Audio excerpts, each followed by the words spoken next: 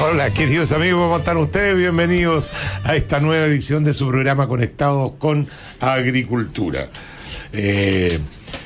Hoy día viernes estamos con mi querido Garfield, pero con algunas sorpresas. ¿Cómo está mi querido Garfield? ¿Bien? Estoy muy bien, gracias a Dios. ¿Usted cómo está? Muy contento porque... Está golpeado con lo de la red, me imagino. Vamos a hacer... Sí, claro, obviamente que me ha afectado, pero no he tenido mucho tiempo de meterme en el tema porque como estoy grabando La Divina Comida y... Yo le voy a decir una cosa. Te ocupo. Aparte lo molesto que está una gran parte de Chile.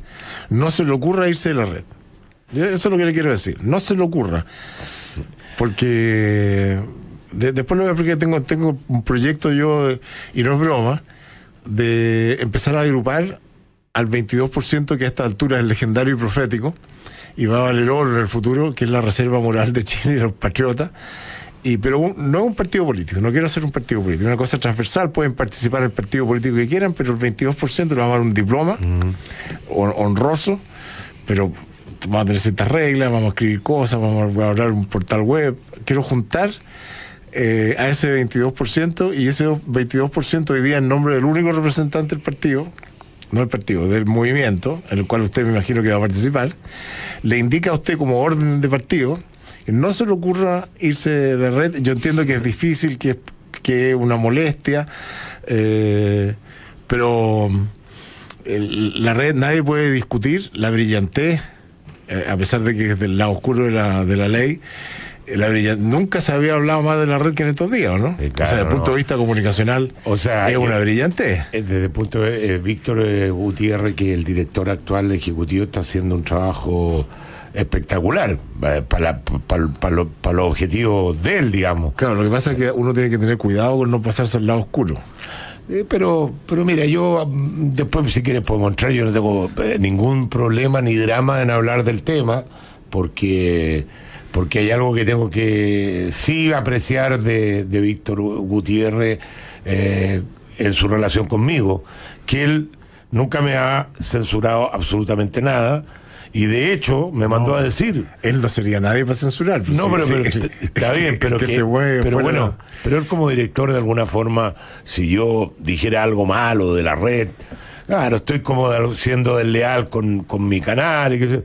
Ahora, eso... Incluso me mandó a decir que si yo tenía opiniones al respecto, no tuviera ninguna duda en decirlas, y de hecho las voy a comentar en mi programa. Este domingo va Diego Sharp, que fue de los que más criticó el tema, y va a estar ahí. Diego Sharp? ¿Quién es Diego Sharp? ¿Diego Paulsen? No, Diego Chalper.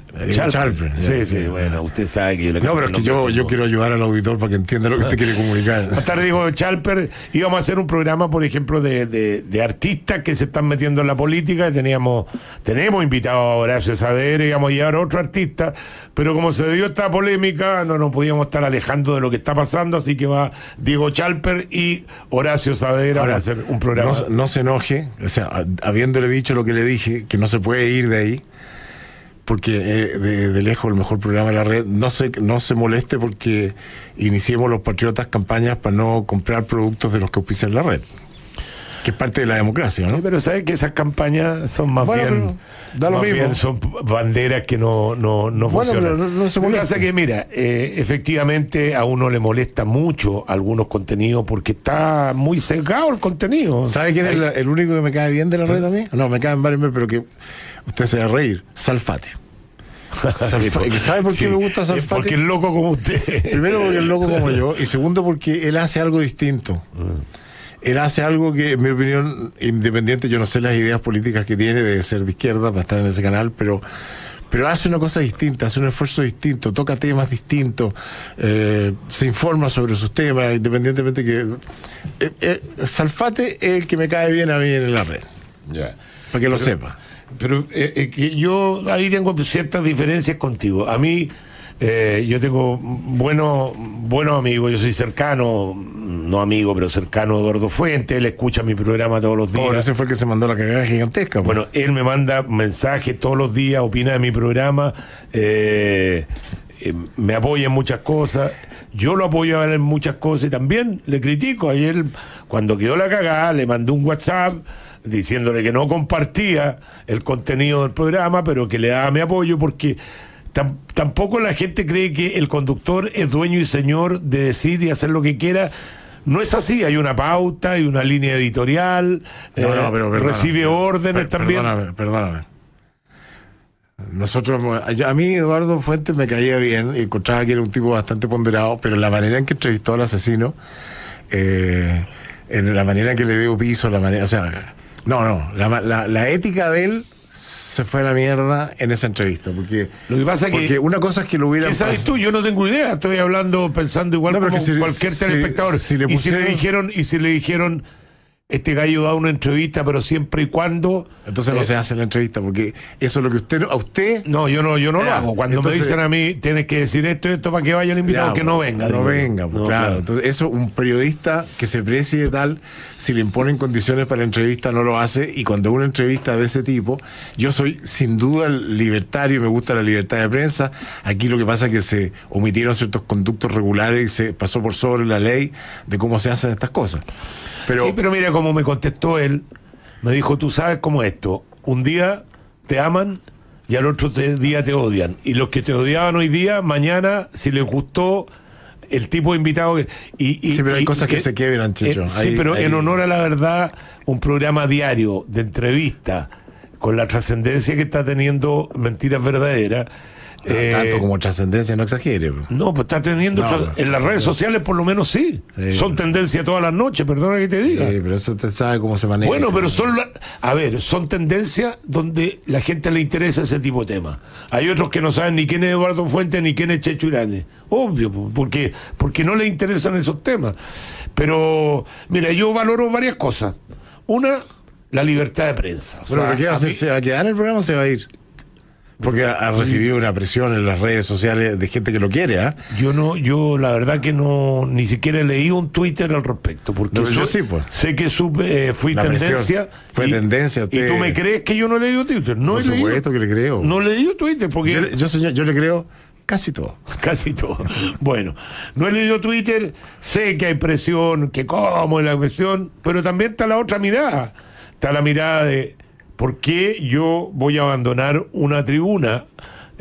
¿Porque me siento solo? ¿Porque sé que soy el único que hablo de esos temas? No, pues si las peleas hay que darlas.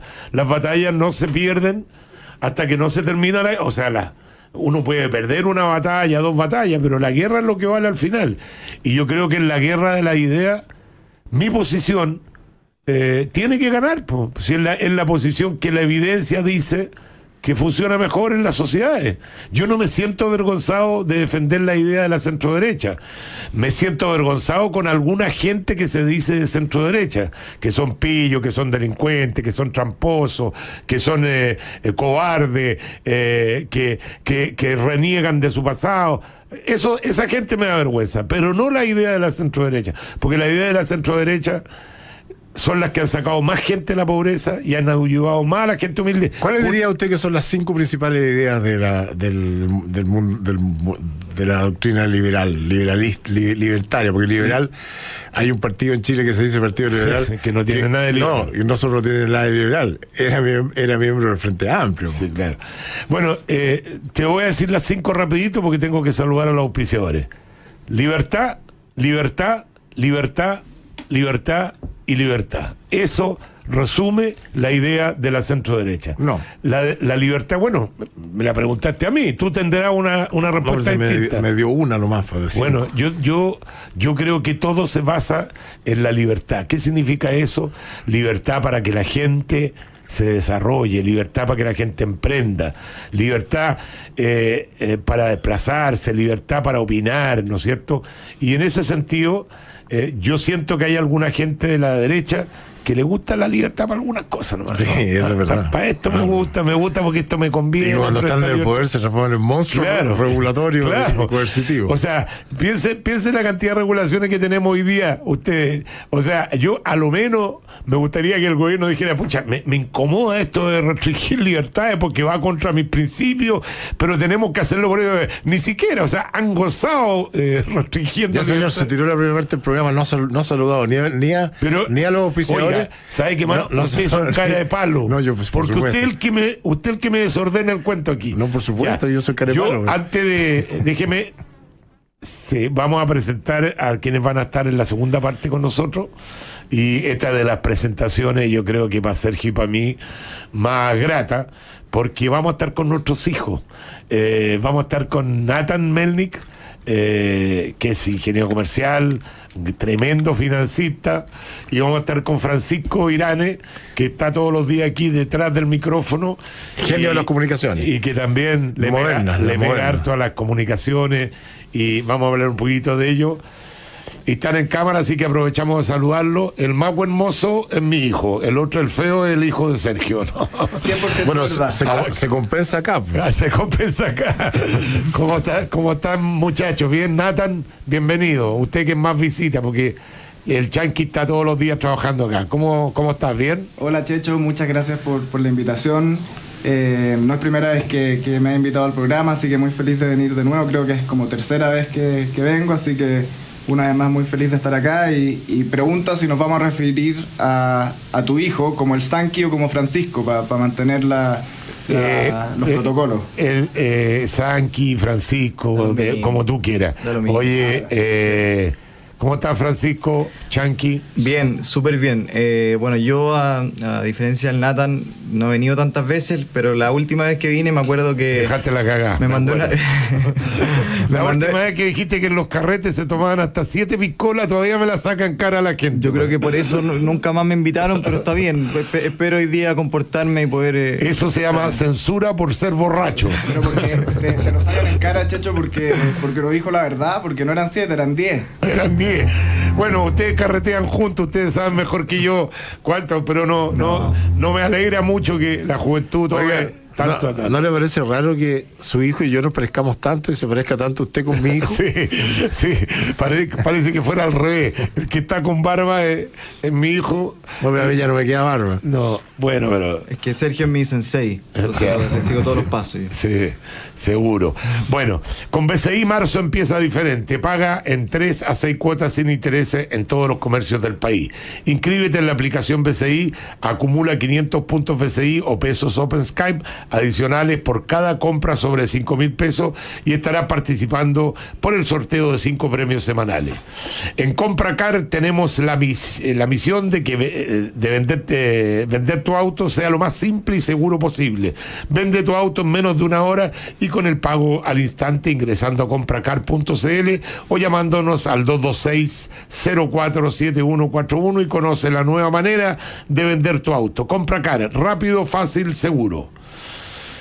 Protéjase de la delincuencia con Tepillé, vigilancia en tiempo real con audio disuasivo para su empresa, cámaras conectadas a su smartphone y botón de emergencia móvil para su hogar.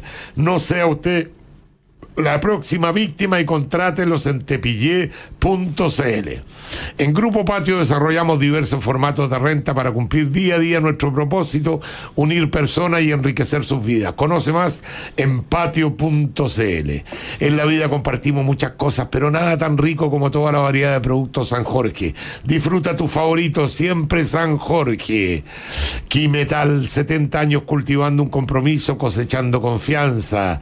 Y por último, quiero hablarles del restaurante Piegari, el mejor restaurante italiano en Buenos Aires. En Chile disfruta de una amplia carta de pastas artesanales, risotos, pescados, mariscos, ricas pizzas y una de las mejores terrazas de Santiago. El nuevo Piegari está ubicado en Avenida Nueva Costanera 4092 Vitacura. Información y reservas en piegari.cl. Antes de ir a la pausa, una pregunta para los dos. Francisco y Nathan, quisiera saber cuál es la relación de ustedes de verdad con la pandemia. ¿Cómo miran la pandemia? Bueno, Francisco por lo menos sé Nathan, pero Francisco tú te dio COVID, ¿no? Sí, yo tuve COVID.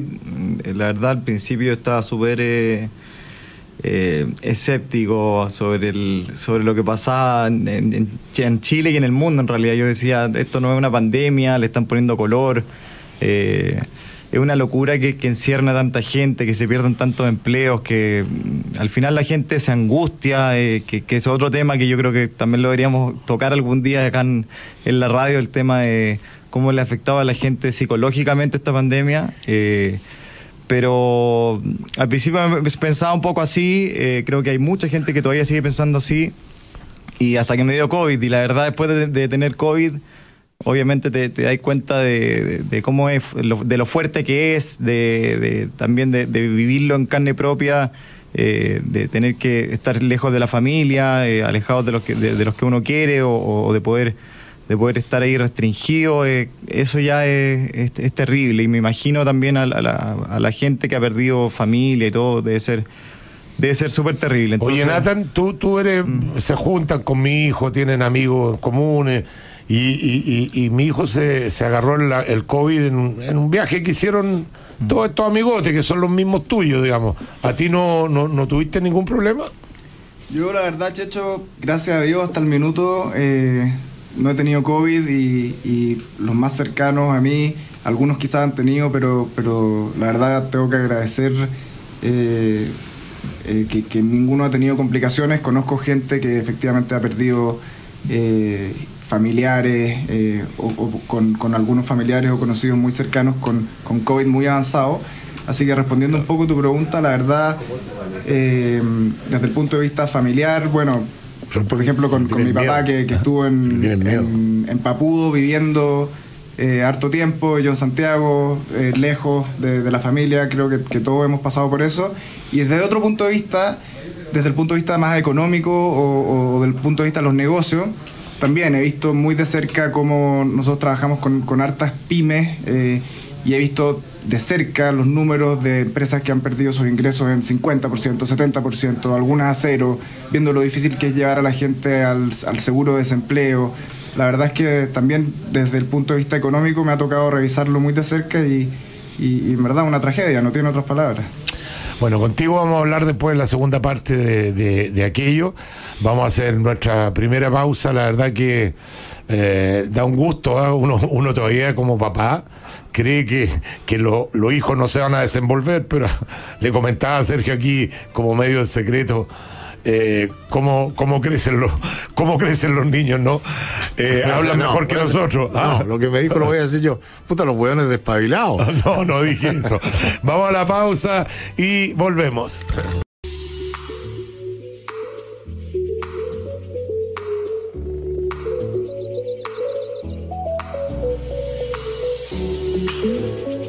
Siga con nosotros. Canal 31. Lo que todos queremos ver.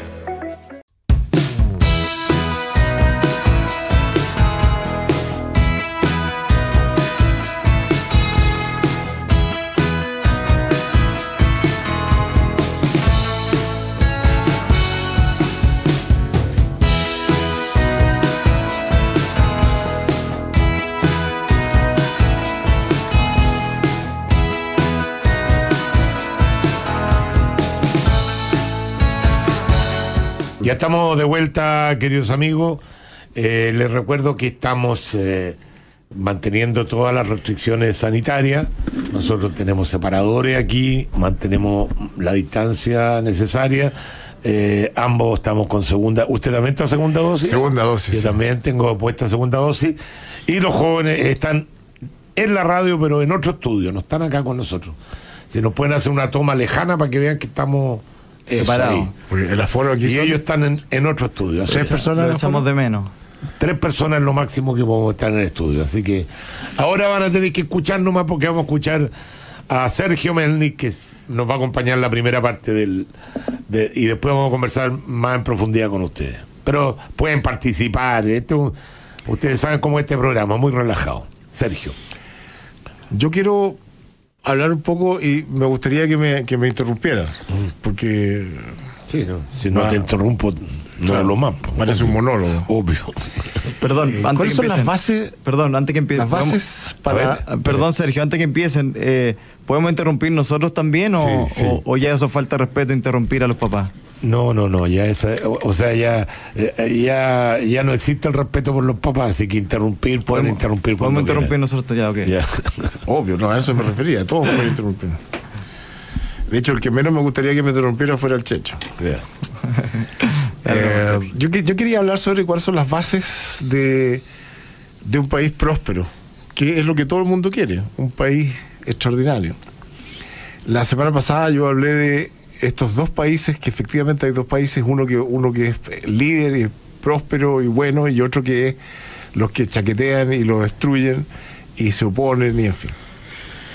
Lo primero que quiero decir es que los países tienen historia, las personas también y el mundo entero, pero hay una cosa que es conceptualmente importante, y es que no podemos juzgar la historia con los valores de hoy. La historia tiene contexto, tiene situaciones de historia, ¿no? La historia no es aislada, la historia es un tema muy complejo, la historia. Entonces, claro, los valores van cambiando, y lo que hoy día nos parece horrendo, en el siglo I no parecía horrendo. El proceso era lento, de emancipación, de cambio. El rol, fíjese que creo que usted lo comentó ayer en el programa con un auditor. ¿Por qué los deportes masculinos tienen más audiencia que los deportes femeninos? Y no es porque sean machistas, es porque físicamente los hombres son más fuertes que las mujeres, por lo menos por ahora. Son más grandes los hombres que las mujeres, tienen más fuerza. Entonces, en el deporte, la fuerza y la destreza física es importante en la agresividad del deporte, en las proezas que se hacen en el deporte. Y eso es una diferencia natural que existe, que ¿sabe quién la cambió? La tecnología. O sea, si usted piensa en el año 30, ¿usted cree que una mujer podría haber manejado un camión de minería? No. Es difícil.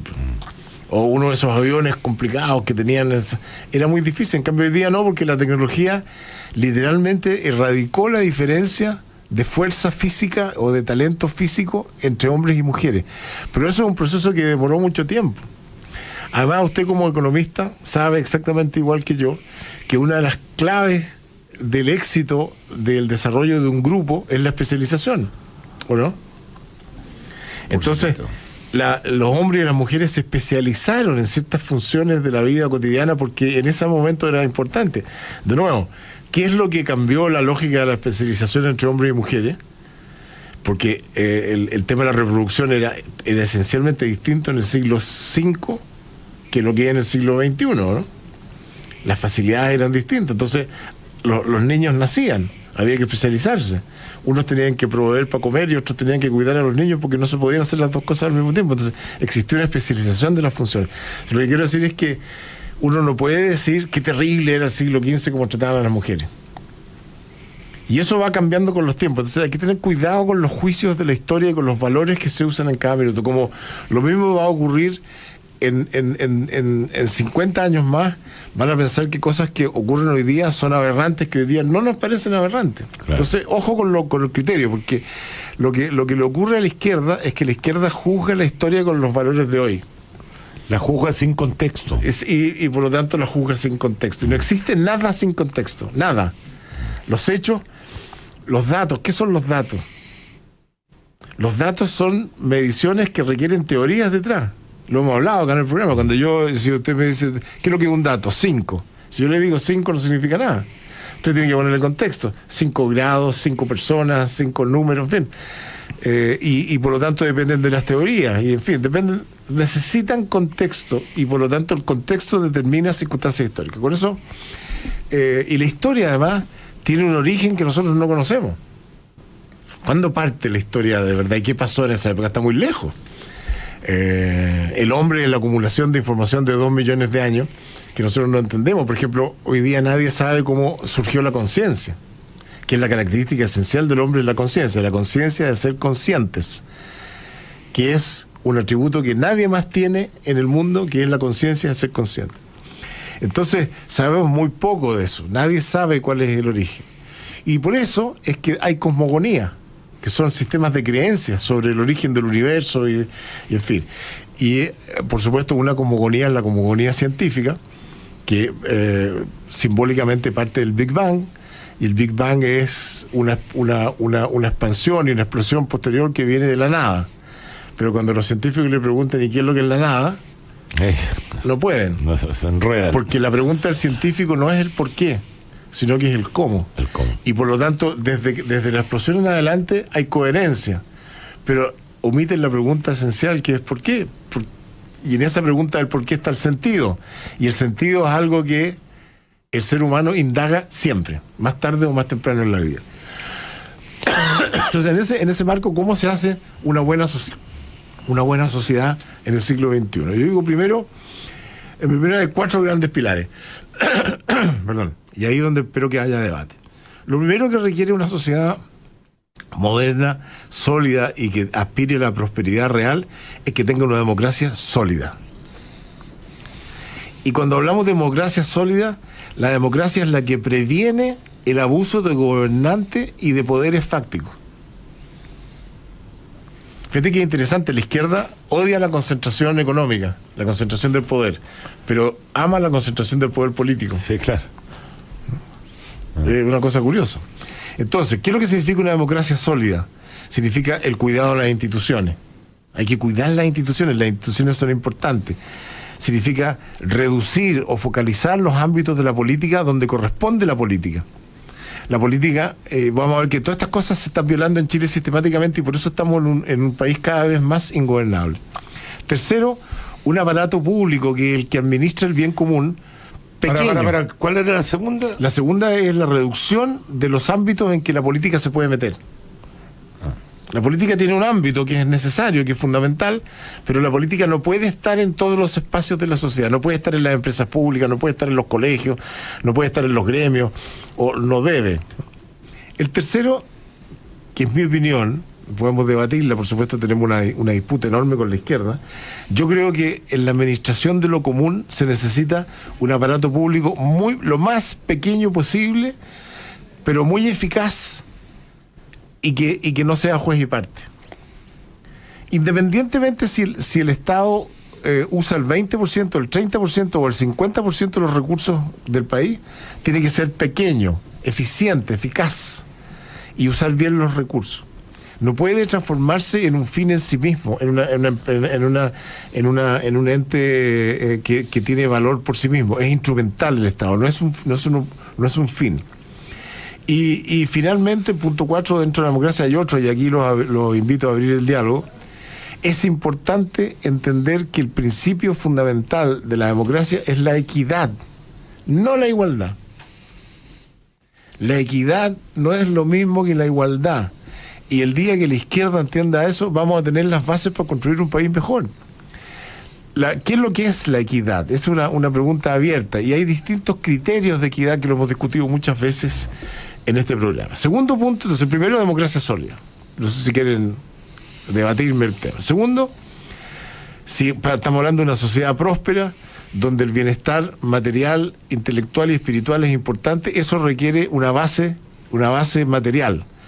Y la base material la da una economía de mercado sólida. De mercado, lo digo con todas sus letras. Requiere de mercado. El mercado es lo que genera el crecimiento y la abundancia, pero tiene que ser adecuadamente regulada y, por supuesto, tiene que ser sustentable. Pero ya que estamos reflexionando sobre las bases de un país próspero, lo que pasa es que no conocemos otro modelo de sociedad mejor que un modelo democrático. Pero podrían haber comunidades donde la gente... A ver, ¿qué se persigue al final? Se persigue la felicidad, ¿no es cierto? Ese es el fin último. No. El fin último... El bienestar. El bienestar, bueno... Es que la felicidad es un tema muy personal. Sí, bueno, ya está bien. No, es muy personal. Lo que usted quiere decir, ¿qué hace cada uno con su vida? Sí, bueno, pero es que no me desvíes del foco. Bienestar, felicidad, que la gente viva mejor, como tú quieras llamarlo. Bienestar, ya. Bienestar. Bueno, cada uno. Mira, claro. Yo no me había fijado que era una palabra compuesta. Bienestar. Y que cada uno pueda definir de qué manera está bien. Ya, pero como sociedad occidental hemos determinado, al conocer la mayoría de los modelos de sociedades, que la democracia es el menos malo. Porque no vamos a decir que la democracia no tiene problemas, tiene muchos problemas. Hoy día demasiado. Por eso, es el menos malo. ¿Y qué pasa si alguien te dice, mira, como está el mundo hoy día, yo prefiero un país como China. Como China, claro. Que los grandes próceres elijan a un capo, porque el presidente de China es un capo. Capísimo. O sea, no vamos a decir que es un gallo excepcional. Que del 1%, que no se recibió. ¿Y Putin? ¿Ah? ¿Y Putin? Bueno, extraordinario. Por eso que te digo, son gente brillante. Y si tú tienes una persona brillante y bien intencionada al mando de un país que no se va a corromper a medio camino, a lo mejor le compite la democracia, y le compite mejor. Entonces, cuando tú dices las bases de un país próspero es la democracia, siendo que yo siempre he defendido la democracia en este programa, pero ya que estamos reflexionando, se lo voy a rebatir. Estás pensando como monarquía casi. No, claro. Sí, bueno. Que se concentre el poder en una persona. No, porque la monarquía traspasa de padre a hijo sin ningún mérito. Acá en China, por ejemplo. ¿Cómo sin ningún mérito? Es el hijo del rey. Pues. Claro. No, pero eso no. Pero eso no es ningún mérito. ¿Cómo no es ningún mérito? La monarquía se basa en que el monarca tiene relación con Dios. Claro. Y por lo tanto la sangre. De hecho, la reina de Inglaterra era la representante de Dios en el reino. En el reino. Claro. Pero bueno, pero en la práctica sabemos que eso no es así. En cambio, en el modelo chino, la persona que accede al poder no es una persona del Frente Amplio que viene saliendo del colegio, no. La cadena, pero le voy a dar. Para llegar ahí tenéis que pasar una cantidad de coladores y finalmente te demuestra que el gallo. Le voy a dar un argumento. Yo que tengo muchos amigos cristianos y tenía muchos estudiantes cristianos y me acuerdo cuando discutían sobre la dictadura y yo les decía, ustedes no tienen problema con la dictadura, ustedes tienen problema con el dictador. Entonces yo le decía, usted cristiano, sí, dígame una cosa, ¿qué le parecería un mundo donde el dictador fuera Jesucristo? Extraordinario. Porque Jesucristo va a hacer todo bien, va a hacer todo con amor. ¿Qué mejor que ser guiados por Jesucristo? Entonces ese es el problema, que la probabilidad que te salga un mal dictador es grande. Es por lo menos 50%. No, claro, entonces, eso lo entiendo. Entonces el riesgo es muy alto. En cambio en la democracia el sistema efectivamente funciona peor, anda más lento porque las decisiones se demoran mucho, pero la probabilidad que te salga un energúmeno es más baja. Ya, mi punto es otro. Mi punto es, si tú le pusieras una serie de condiciones a la persona para que llegue a ser el mandamás, condiciones valóricas, condiciones morales, condiciones de preparación, condiciones para enfrentar crisis, etcétera, eso lo hacen en cualquier pega, te entrevista a un psicólogo. Perdón, pero es un mundo ideal, o sea,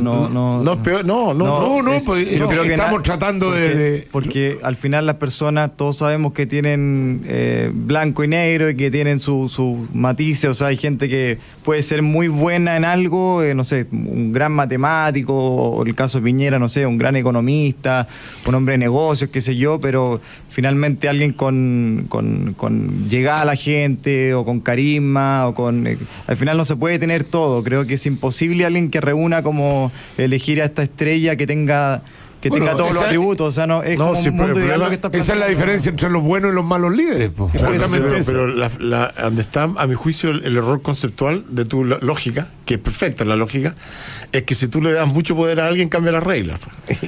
Claro, pues. Es que dentro de va a cambiar y se va a perpetuar. Pero es que tú puedes crear un sistema que dentro de las reglas para ser elegido pueda como explorar si esa persona, una vez que está en el poder, va a cambiar o no. Bueno, a eso es lo que me refiero. Eso es lo que se llama democracia, porque tú puedes sacar No, pero estamos pensando en voz alta. Vamos a hacer la pausa de esta hora y regresamos.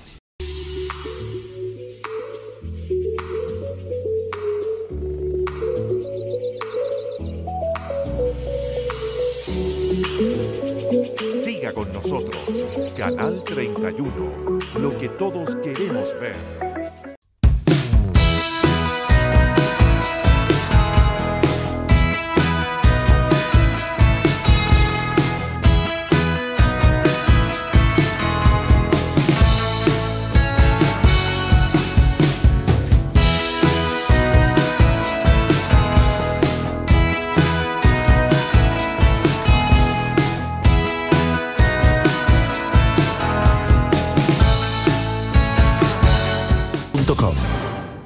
Hola, soy Cata Ugarte. Quiero ser concejal por Las Condes y acompañar a Gonzalo de la Carrera en el municipio para trabajar por tu seguridad, tu familia y tu empresa. Porque soy 100% derecha. Quiero escucharte, acompañarte y ayudarte. Para concejal, vota Catalina Ugarte. Sigamos conectados en agricultura junto a Sergio Checho Irane. Bien, ya estamos de vuelta. Antes de ir a la pausa, Nathan me iba a decir algo, no alcanzó, así que Nathan Melnick, por favor. Sí, bueno, yo lo que quería comentar un poco escuchando lo que decía mi papá al principio de cómo uno cree que tienen que, para dónde ir los países prósperos, pero al principio también comentó que la historia o los hechos tienen que ser también siempre juzgados en base a los contextos, lo cual yo creo que es cierto, pero, que yo creo que es importante mencionarlo, los contextos por definición siempre son subjetivos, y cuando entra la subjetividad en el tema del contexto es cuando empiezan a pasar los problemas. Entonces, por ejemplo, el tema que comentaban al principio del asesinato, de cualquier asesinato de esa forma, por ejemplo el tema del senador Guzmán, uno no puede hablar del contexto en esa situación, o cuando asesinan al matrimonio Luxinger-Macay en la Araucanía, ahí por supuesto, la gente, los que hicieron esos atentados, por supuesto tendrán su contexto.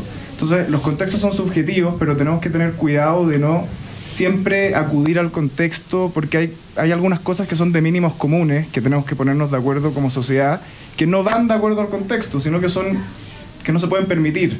Entonces, solamente quería hacer el punto que en la lista que alcanzó a hacer mi papá al principio, que hay que tener especial cuidado con el contexto, porque no hay un contexto verdadero o definitivo para todos. No, por supuesto, el contexto es subjetividad, y la subjetividad es parte esencial de la vida. Yo en eso estoy en discrepancia con mi hijo. Siempre hay contexto. Fíjate que la ley considera el contexto. Matar, estamos todos de acuerdo que matar es malo, es uno de los 10 mandamientos. Sin embargo, matar en defensa propia no es tan malo. Por eso que te digo. Por eso. Entonces, siempre hay contexto. Y efectivamente el contexto es subjetivo, y la subjetividad es la parte de la dificultad de la política. Porque si hay cosas que son absolutas, entonces tenemos absolutismo. Y el absolutismo es lo que no funciona en un sistema democrático. Por eso hacía esa reflexión sobre la historia. Bueno, pero entonces en esa línea, y poniéndome desde la otra vereda, para ser un poco abogado del diablo, ¿tú crees que la gente que mató al senador Guzmán, el Frente o quien sea, también tiene su contexto? Por supuesto que ellos tienen su contexto, y yo tengo el mío, y en mi opinión, en el contexto de una democracia es inaceptable. Y entonces, por ejemplo, ha habido una discusión enorme sobre la Constitución, porque su contexto la hace ilegítimo. Todo el mundo reconoce que es una buena Constitución, pero tiene una ilegitimidad de origen. Y yo que soy parte de las personas que trabajaron en el sistema que creó esa Constitución y que la encuentro extraordinaria, yo lo reconozco.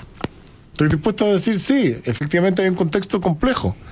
Y por lo tanto, pongámonos de acuerdo en qué es lo bueno y qué es lo que hay que cambiarle. Yo no creo que es necesario, nunca ha sido necesario hacer una Constitución nueva. Sí hay que modificarla, y para modificarla hay una institucionalidad adecuada, pero cuando uno se pone fundamentalista y dice, por definición, es todo malo porque fue hecho aquí, pero entramos a una discusión religiosa. Y yo ahora voy a estar de acuerdo con tu hijo y no contigo, porque efectivamente lo que yo entiendo que él quiere decir es que lo que es un contexto para ti, para el otro es un contexto distinto. Exacto. Claro. Por eso que hay que discutir el contexto. Por eso que el contexto requiere el análisis. La verdadera discusión es del contexto, no del hecho, porque el hecho solo, aislado, no tiene sentido si uno no lo mira en contexto. Y el problema, que Nathan tiene razón, el contexto es subjetivo, y hay muchos contextos, depende desde dónde mira uno el problema. Claro. Lo puedo mirar más arriba, lo puedo mirar del lado derecho, lo puedo mirar del lado izquierdo, lo puedo mirar del lado del este o del oeste. Esa es la dificultad. Por eso es tan complicada la discusión, y por eso que uno finalmente recurre a principios. Los principios son los fundamentales, y uno se pone de acuerdo en los principios. Y además uno tiene, por ejemplo, en el tema de los principios, hay principios mayores y principios menores. Sí. ¿Cuál es cuando un derecho interviene con el otro? Claro, sí, no, ese punto lo entiendo. Lo que yo no entiendo es qué hace que un mismo hecho dos personas lo vean radicalmente distinto. Lo hace una infinidad de cosas. En primer lugar, la experiencia, el conocimiento. Porque, por ejemplo, te voy a dar un ejemplo. Mirar el siglo XVII desde el siglo XVIII no es lo mismo que mirarlo desde el siglo XXI. porque en el siglo XXI tenemos mucha más información, tenemos muchas más teorías, tenemos muchas más herramientas para mirar algo que en ese momento no se podía mirar. Por ejemplo, toda la arqueología, todo el tema de la ciencia, todo ha cambiado. Entonces, eso hace que uno mire el contexto de una manera. Y el contexto tiene que ver no solo el ángulo, sino que la altura en que uno lo mira. Y mientras más alto sea el nivel de abstracción, más grande el contexto que se incluye. Entonces, esa es la dificultad de ponerse de acuerdo. Y por eso que uno parte poniéndose de acuerdo en los principios. En el mundo occidental, por la cultura judeo-cristiana musulmana, nosotros tenemos un acuerdo básico que son los mandamientos. No todos, pero yo creo que los 10 mandamientos, de alguna forma, de una u otra forma, todas las religiones los tienen incorporado en su... Claro, no los 10, pero 8. ¿Cuál de la Iglesia Católica, por ejemplo, perdón, de los cristianos, no lo incorpora los judíos, por ejemplo? No, pero es que tú dijiste 18. ¿Cuáles son los dos que no incorporan? El primer, hay un gran debate entre judíos, cristianos y musulmanes de cuál es el primer mandamiento. En mi opinión no debe haber ninguna duda, porque los mandamientos están escritos cuando se escribieron en el Antiguo Testamento, pero después viene la interpretación de los profetas. No quiero entrar en esa discusión teológica ahora. Yo tengo muchos amigos católicos que adoro, y muy católicos, y yo he tenido esta discusión innumerables veces. Porque hay mucha gente que no sabe que los 10 mandamientos son del Antiguo Testamento, que creen que son los mandamientos cristianos. En realidad los mandamientos son mandamientos mosaicos. Y el primer mandamiento hace una diferencia porque hay uno que... Bueno, no nos metamos en esa discusión que es compleja, no es necesario. Bueno. Yo digo que el mandamiento de no robar, no matar, no codiciar las cosas de los demás, no robar, estamos todos de acuerdo que eso es básico para la convivencia.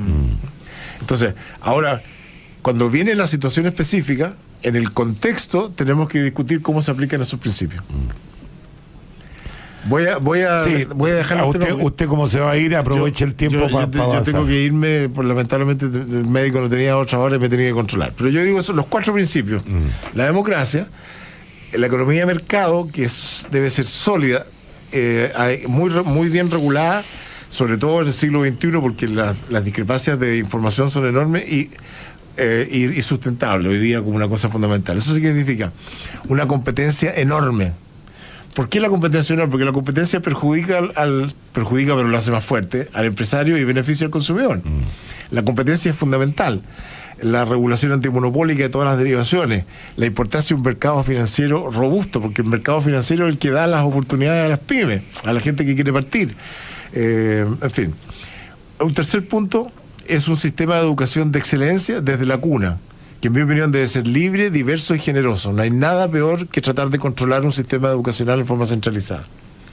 Pero la educación, entonces puedo hablar del tema general. Entonces, una buena democracia, una buena economía de mercado, un sistema educativo fuerte, de excelencia. Y 4, el desarrollo de lo que es propiamente humano. Porque la economía de mercado satisface cosas para comer y para vivir y para vestirse, pero hay cosas que son humanas, que son la filosofía, la espiritualidad, los valores, y en general, para no ponerle sesgo, el cultivo de la sabiduría. Pero no le dan ningún rol al Estado ahí, po. Sí, pues yo dije un Estado, cuando hablo de la democracia, digo un Estado que es necesario, pero pequeño, eficaz y poderoso. El Estado debe ser fuerte. Verdad que lo habíamos desglosado. El Estado tiene que ser fuerte pero pequeño. Y, por ejemplo, el Estado no debe ser nunca juez y parte. En mi opinión. Que es el principio de la subsidiariedad real. Nunca juez y parte. ¿Por qué? Porque si no, no se controla. Sí, lo que pasa es que ya nos hemos dado cuenta por la experiencia chilena y de otros países que han aplicado la economía social de mercado, que van quedando rezagados, y ahí el Estado tiene un rol importante. Por supuesto, el Estado va equiparando la cancha, pero el Estado tiene mucho que ver con la educación, pero el Estado lo que tiene que ver con la educación es garantizar que exista buena educación, no administrar establecimientos educacionales. El Estado tiene que garantizar un acceso a la salud mínimo para la población, pero no tiene por qué administrar hospitales. Y esto se notó ahora, fíjate que una de las brillanteces de Mañalich, que lo tuviste en el programa, es que Mañalich demostró que en una emergencia se integra el sector público con el privado sin ningún problema. Es un solo sistema de salud y manejado por el gobierno central y funciona perfecto. Como por ejemplo esta discusión que hay con el agua. El agua en una emergencia siempre la va a administrar el Estado, porque no hay otra manera, y va a priorizar la vida humana y todo. Pero mientras tanto no tenemos por qué tener el agua en poder del Estado administrando y vendiendo agua, vendiendo electricidad. Imagínate el Estado administrando una compañía telefónica.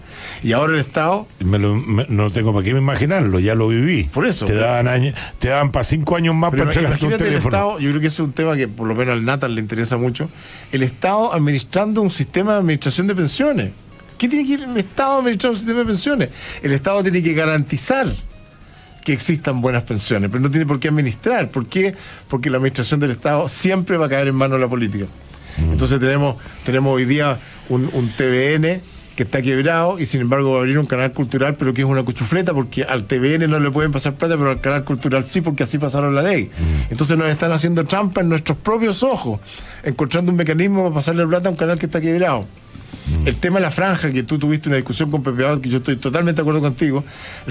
La franja es una institución que debió abolirse ya hace mucho rato. ¿Por qué no? ¿Y por qué? Porque los políticos legislaron para que el Estado financiara las campañas. Por lo tanto, no hay problema de financiamiento de campaña. Ya los dejo para... Me tengo que ir, lamentablemente. Sí, se tiene que ir, tenemos que ir a las noticias. Me están anunciando para un live el día 25, y en la pausa invité a Sergio Melni para que me acompañe, así que yo creo que va a estar bastante más interesante. Vamos a agregarle entonces a esa propaganda la presencia de Sergio, porque yo creo que va a ser mucho más entretenido. Oye, a lo mejor me sale una polola. ¿Ah? Claro, ¿cómo sabes? O pololo. Estamos haciendo este club de auditores en Radio de Agricultura. Así que inscríbanse para el 25 a las 20 horas, que vamos a estar con Sergio Melni ahí conversando con el público directamente. Así que no es como un programa de radio, ahí van a poder participar ustedes, opinar, hacernos ustedes las preguntas directas, etcétera, etcétera. Que le vaya bien en el médico. Gracias. Me voy a quedar con su hijo. Queda muy bien. Que está muy bien. Queda mejor que conmigo. Yo creo que voy a quedar mejor. Ya. Pásense para acá, chiquillos. Nosotros vamos a las noticias y regresamos.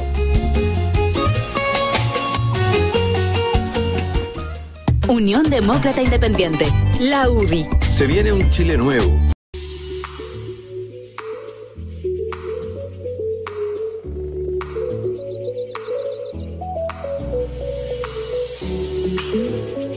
Siga con nosotros, Canal 31, lo que todos queremos ver.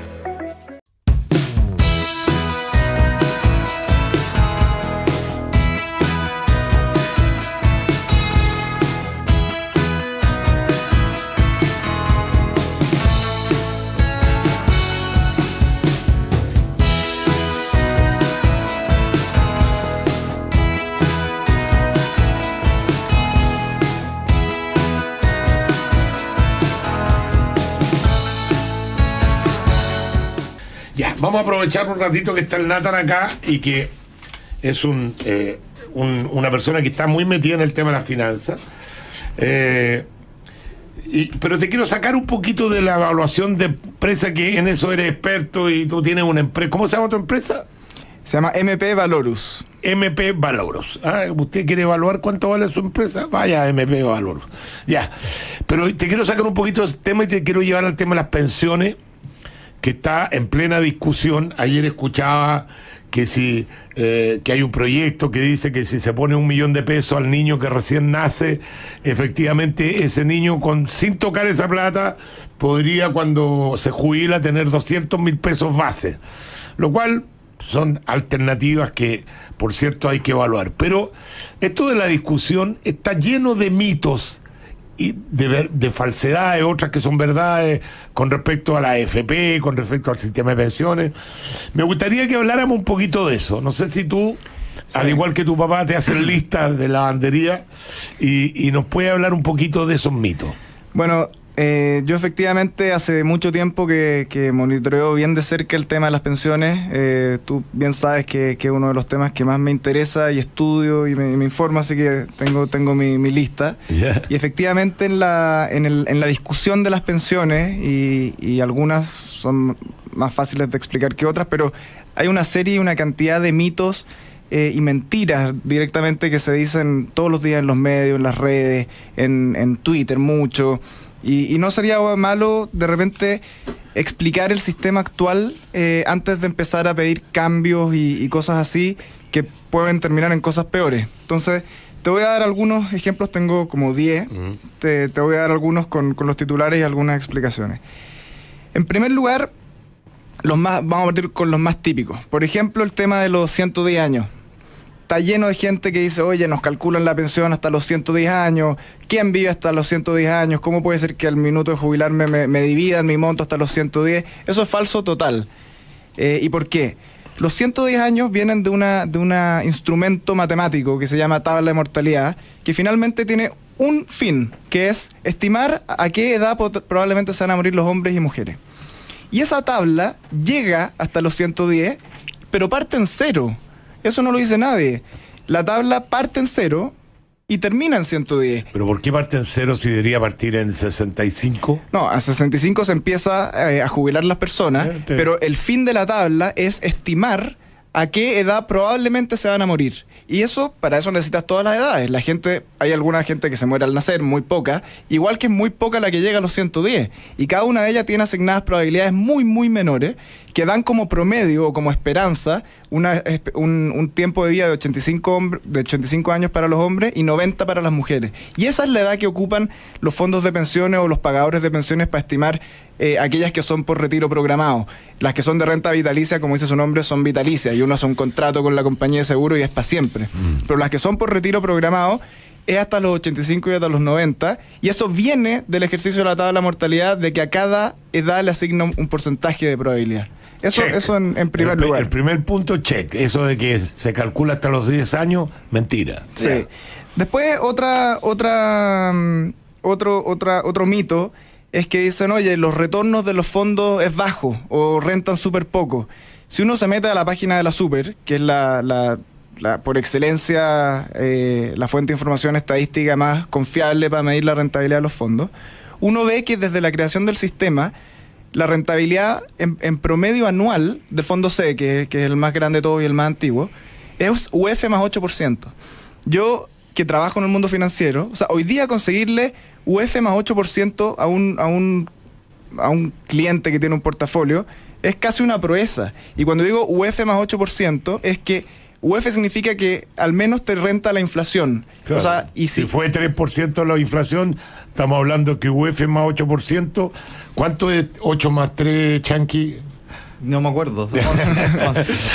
O sea, estamos hablando de un 11% de rentabilidad, lo cual son 8 real, porque la UF lo único que hace es mantenerte el valor real del dinero. Claro, ahora sí, recordemos que en tiempos pasados la inflación no necesariamente era 3%. Sí, claro, pero la UF tampoco subía un 3% como lo puse de ejemplo yo. Claro, lo importante es, claro, si mi fondo de pensiones sube 3%, y que es la inflación, y el pan sube 3%, la verdad, como que no tiene mucha gracia. Entonces, ¿por qué se dice UF más 8? Para decir, ok, 8% en términos reales. Y la verdad es que ese retorno es súper bueno. Espectacular. Yo siempre lo pongo de ejemplo y digo, cualquier inversionista entregaría feliz su plata si alguien le garantiza que le van a dar una rentabilidad de UF más 8%. Perdón, yo creo que para la gente, como yo vengo tal vez del otro lado, la gente común y corriente, el periodista que escucha lo que le pasa a las personas, que leo noticias, qué sé yo. Y creo el problema ahí, más allá de la rentabilidad, que es lo que decís tú, renta demasiado, hoy día la AFP rentan demasiado. El problema es que la gente no se impone en el fondo, ¿no? Porque hoy día las jubilaciones, ¿para qué vamos a decir? ¿Para qué vamos a hablar? Las jubilaciones son malas. La gente se está quejando porque las jubilaciones llegan y al mes reciben, no sé, 100 lucas, 200 lucas, y nadie puede vivir con 100 lucas, 200 lucas. O sea, así es. Entonces, ¿cuál es el problema al final de eso? ¿Cómo yo creo que ahí está el problema más? O sea, hoy día rentabilizan la AFP, pero ¿cómo solucionamos el problema de que se impongan? Bueno, vamos a eso. Buena muy buena pregunta. Buena acotación. El tema ahí es que hay que hacer una separación relevante con respecto a cómo nombramos el sistema. Hay mucha gente que dice el sistema de AFP. Y la verdad no es el sistema de AFP, es el sistema de pensiones, que tiene varias patas. Una de ellas es las AFP. Y las AFP, por ley, tienen giro único. O sea, solamente se pueden dedicar a administrar lucas, independiente si les llega mucha, si les llega poca. La única pega que tienen, y por la cual deberíamos juzgarlas, es por cómo lo hacen con las lucas, y eso ya lo conversamos, quedó bastante bien. Ahora, ¿cómo solucionamos el tema de las pensiones? Bueno, eso no necesariamente tiene que ver con las AFP. El Estado, por ejemplo, el gobierno, tiene que asegurar un nivel mínimo de pensiones, estoy completamente seguro. Y por eso es tan importante definir cuáles son las prioridades para el país. Por ejemplo, la gratuidad universal para todos en la universidad. ¿Es más importante que asegurar una pensión básica para todo a quien se jubile? Bueno, una discusión que tenemos que abrir. Yo creo que es más importante el tema de la jubilación que una gratuidad universal en la educación, por ejemplo. Para los que pueden pagar, por ejemplo. Para los que pueden pagar. Y así con muchas otras políticas públicas. Entonces, el sistema de pensiones, que por un lado tiene a la AFP y por otro lado tiene al gobierno, hay que juzgar a cada uno en su mérito. El problema de las pensiones hoy día, el principal responsable son los políticos que hace harto tiempo no han subido el tema de las cotizaciones, que hoy día por fin se está discutiendo. Ya vamos a hablar de la reforma, pero el responsable de la pensión es el sistema en su conjunto y no necesariamente la administradora de los fondos. Hay varias solo para terminar, varias propuestas que no necesariamente tienen que ser con no solamente subir la cotización, sino que, por ejemplo, lo que dijo Checho del bono al nacer, o crear un seguro de cotizaciones cuando la gente esté desempleada, por ejemplo, que hay harta gente que lo ha comentado. El tema de las pensiones hoy día, que podría ser con un porcentaje quizás, y mira lo que te voy a decir, incluso un porcentaje al tema del reparto para solucionar hoy día el tema. Hay que estar abiertos a esas soluciones, pero hay que saber a quién juzgar. Si al gobierno, a las AFP, a las personas. A las personas, por supuesto que no, pero hay que saber entonces el sistema de pensiones y la AFP, que la gente lo mete todo al mismo saco. Y la AFP es una parte del sistema de pensiones, no son las pensiones. Entonces, cuando dicen no más AFP, me da risa, porque lo único que ha funcionado bien del sistema de pensiones son las AFP, que su administración, que lo han hecho bien, y eso no me he cansado de decirlo. Estamos hablando que la comparación es con monedas de mismo poder adquisitivo, y ahí tú descompones el efecto de que si un país es más caro o no. Porque cuando yo digo Chile tiene el mejor sueldo mínimo de Latinoamérica, aunque siga siendo malo, mira lo que estoy diciendo, yo lo único que estoy diciendo, tiene el mejor sueldo mínimo de Latinoamérica, y viene la contrarrespuesta y te dice, sí, pero Chile es más caro que otros países. Ya, pero te digo, también tiene ajustado por el valor de los bienes y servicios, Chile sigue siendo el sueldo más alto, y tú me salís con el tema de yo tengo dos, tú tienes uno, sin nada que ver con lo que yo estaba diciendo. Pero cuando tengas realmente interés de aprender, mándame un correo directo a mí y yo te lo explico, porque yo creo que la gran mayoría de los auditores entendió lo que estamos diciendo. Ya, sigamos. Nos quedan muy poquitos minutos, lamentablemente está entretenida. Teníamos una pregunta. Quería hacerte una pregunta. ¿Qué pasa? Yo la dejé planteada para el San, que tiene que responder. No, pero espérate, hay una pregunta antes para ti. Hola, Nathan, quería hacerte una pregunta. ¿Qué pasa si a los 85 años no se ha muerto y se tiene retiro programado? Saludos, Patricia. Sí, mira, es una buena pregunta. Si es que uno toma el retiro programado, finalmente empieza a ocupar sus fondos, y si después de los 85 o a la edad que pactó sigue vivo, efectivamente se queda sin pensión. Y ese es uno de los temas del retiro programado. Y por eso se han propuesto, por ejemplo, medidas de seguros de longevidad, de qué pasa si, esta persona sigue viviendo. Es un tema para largo, pero efectivamente, para responder súper tajante, si se le acaban los fondos del retiro programado, se le acaba la pensión. Muy bien. Autofinanciada, la pensión que consume. Habíamos dejado una pregunta hecha: ¿por quién va a votar el hijo de Checho Irane, Francisco Irane? ¿Y por quién va a votar el hijo de Sergio Melnik, Nathan Melnik? ¿Tengo que contestar? Está obligado, hay que jugársela. Bueno, está bien. Yo tal vez con esto puede que saque titular mañana, no sé. Si para eso es, pues.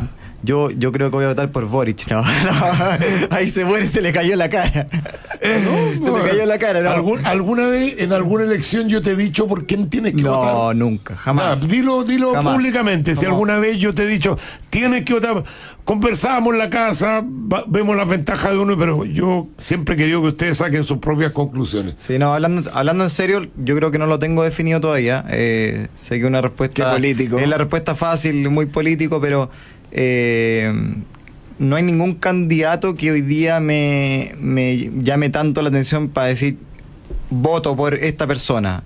Hay ciertos personajes que me gusta mucho cómo piensan, que creo que lo harían muy bien, pero hoy día no hay nadie que yo diga como, yo creo que al final voy a terminar votando por el menos malo, el que esté cuando se enfrenten los dos personajes en la última elección.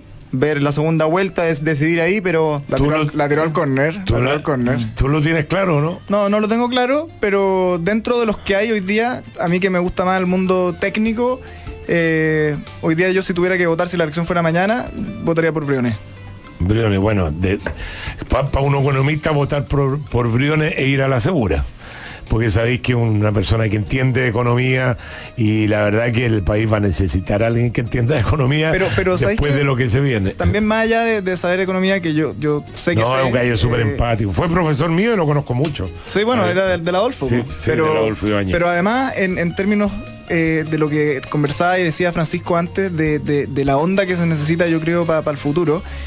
Por ejemplo, cuando él asumió cuando estaba el estallido social, me acuerdo, y había un problema con los camioneros, ¿te acordás? Que Larraín, que es un gran economista, no lo podía resolver. Y finalmente el temple, más allá de los conocimientos, creo que va a ser un punto importante. La empatía y la llegada que tiene con el público. Para el futuro fundamental. Bueno, pero para ser presidente hay que tener votos. Le alcanzará a Briones, Evópoli un partido nuevo, en crecimiento, pero los otros candidatos tienen aparatajes políticos súper grandes, entonces es complejo. Hay que ver cómo quién llega a la carrera final y ahí votar por el que más crea uno que le va a hacer bien al país. Nos vamos, gracias fundamentalmente a ti, Nathan, por haber venido. Gracias por la invitación. A ti no, porque te pagan un sueldo por venir, así que está muy bien que hayas venido. Pero ahora me tocó del otro lado, así ahora que te tocó saber lo que sienten los invitados acá. Y a ustedes, querido amigo, gracias por su sintonía. Les recuerdo, Sergio Melnik me quedó comprometido para el live. El live que voy a hacer. Facebook Live. Sí, Priscila, sí sé que yo no hablo en inglés como tú, porque yo no estudié en un colegio como el tuyo.